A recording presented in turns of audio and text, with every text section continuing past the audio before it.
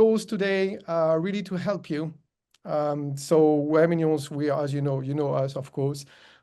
We are a software company, SaaS company, documentation and management, and I would say compliance management system, but we're not aviation experts. And we have our partner Time to Fly here, Maite, who is an aviation expert, compliance and manuals wise.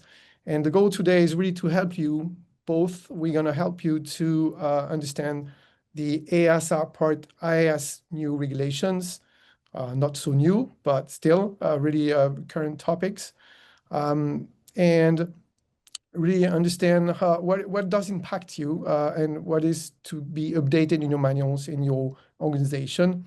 Clarification, and this is Maite will bring you her experience to clarify things when you do the implementation or this Part-IS regulation assessment, responsibilities.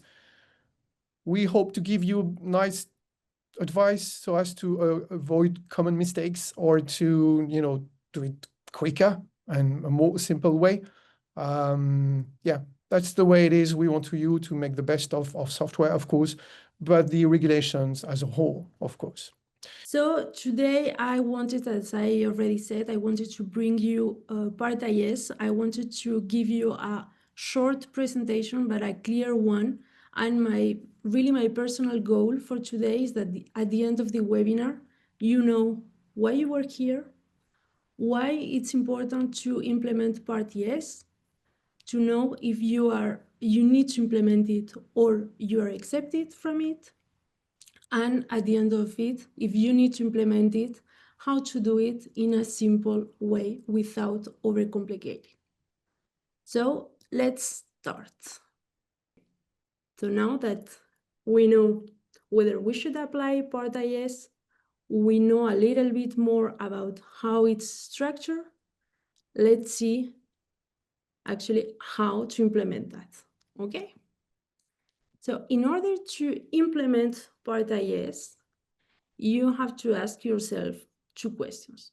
The first one, you need to know your work perimeter, okay? The second one, once that you know your work perimeter, who does what? Actually, Part-IS is something that is in between management system and IT. So who's gonna take this part in charge? We have already talked about Part-IS, how the regulation looks like, and how to implement that. I wanted to bring you as well the challenges that I've seen with some companies, so that maybe can give you some heads up on how to do or do not do. So the main challenges that I've seen, actually, this is the biggest one: 2 worlds, 2 languages. So actually you have IT and you have management system, and those two do not speak the same language.